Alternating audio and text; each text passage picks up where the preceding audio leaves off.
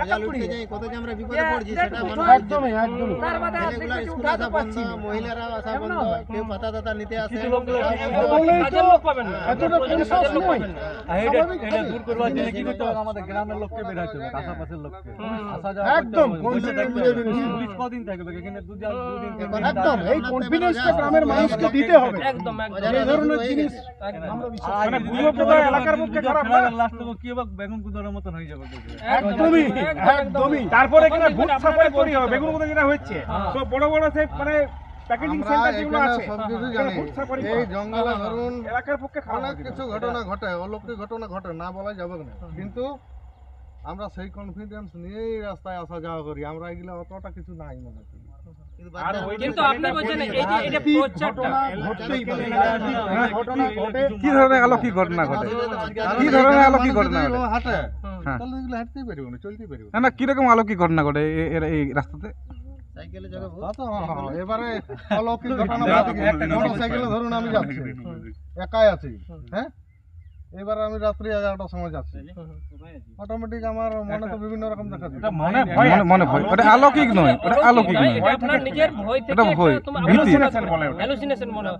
আপনার আপনি বলুন তো, কিন্তু আপনি আপনার মোবাইলে রিংটোন না শুনে ফোনটাকে কবার দেখেছেন? মানে আপনার মনে হয় না যে ফোনটা মনে হচ্ছে বাজছে। বাজছে, খুলে দেখলেন না ফোন বাজছে? এটা হয়েছে কতবার হয়েছে? এই ঘটনাটাই হয় আমাদের মনের মধ্যে। এই জিনিসটাকে আপনি যদি আপনার মনে আমরা মনে হতে পারে যে এখানে আপনি একা যাচ্ছেন, কেউ কেউ হয়তো ডাকছে আমাকে, কেউ ডাকছে।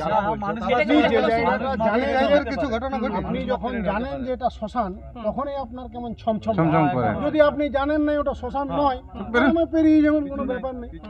কিন্তু আমাদের গ্রামে আগের থেকে মনে হয় ভাবনাটা এইখানে সব থেকে বেশি আসা যাওয়া করে।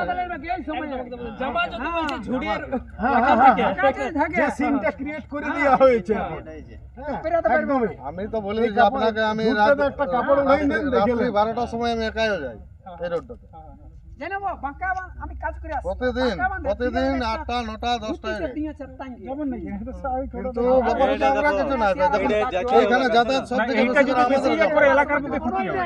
এলাকার এলাকার আমাদের এলাকার লোকের ক্ষতি আছে, সেটা বুঝতে হবে। আর আপনার আর বাংলা আমাদেরকে সিরিয়াসলি নেওয়া উচিত। এটা এখন এটাকে আটকাতে হবে। এখনই আটকালে নাহলে পুরো সেকেন্ড বেগুন কোথায় হয়ে যাবে। সোশ্যাল মিডিয়া কিছু মানে ইউটিউব এডিট করে করে আর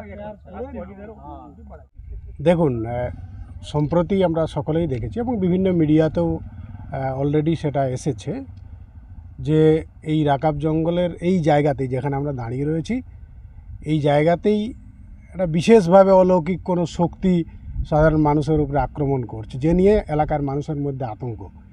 আমরা বিজ্ঞান সংগঠন ব্রেক থ্রু সায়েন্স সোসাইটির পক্ষ থেকে আজকে এখানে উপস্থিত হয়েছি এবং বিভিন্ন গ্রামের মানুষের কাছে যাচ্ছে এই কারণেই, যেখানে একটা আতঙ্ক সৃষ্টি হয়েছে বলে আমরা দৃঢ়ভাবে মনে করি এই ধরনের কোনো অলৌকিক শক্তি বা ভূত কোনো কিছুই থাকতে পারে না।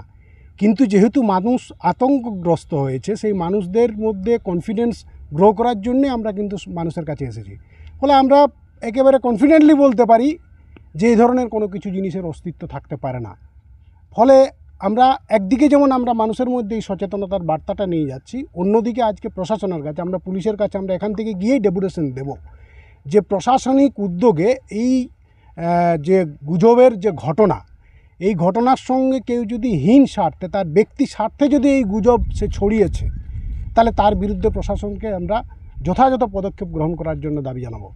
দ্বিতীয়ত হচ্ছে যে এই ধরনের যে ঘটনা আজকে বিভিন্ন জায়গাতেই ডাইনি অপবাদে ঘটনা ঘটছে, ভূতে ধরার ঘটনা ঘটছে, এই ঘটনাগুলোর বিরুদ্ধে আমরা এর আগেও জেলা স্তরে বিভিন্ন স্তরে প্রশাসনিক কাছে আমরা দাবি তুলেছি যে এর বিরুদ্ধে প্রশাসনকে সচেতনতামূলক প্রচার চালাতে হবে। আজকে আধুনিক বিজ্ঞানের যুগে, যেখানে মঙ্গলে মানুষ পাড়ি দিচ্ছে, যেখানে চাঁদের মাটি নিয়ে গবেষণা চলছে, তাহলে এইরকম একটা আধুনিক যুগে এইরকম মানে অলৌকিক বিষয় নিয়ে আজকে সাধারণ মানুষকে আতঙ্কে থাকতে হচ্ছে, এটা ভাবা যায় না। ফলে আমরা বিজ্ঞান সংগঠনের পক্ষ থেকে আমরা সর্বস্তরে এটা প্রচার করছি যে এই ধরনের গুজবে কোনোভাবেই কান দেবেন না। কিন্তু যদি এই গুজবের কেউ মানে হীন স্বার্থে পরিকল্পিতভাবে গুজব ছড়ানোর চেষ্টা করছে, তার বিরুদ্ধে প্রশাসনকে ব্যবস্থা গ্রহণ করতে হবে, সেই দাবিও আমরা আজকে তুলব। এবং আমরা আপনাদের গ্রামে গিয়েছিলেন, কি কথা হলো?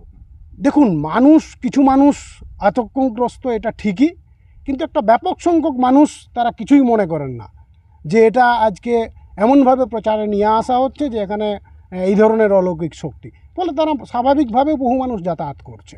এই রাস্তায় আমরা এসেছি, বহু মানুষ স্বাভাবিকভাবে এসেছে। কিন্তু এটা মহিলারা এখানে কাঠ জঙ্গল থেকে সংগ্রহ করছে, কোনো কিছুই তাদের মনে হচ্ছে না।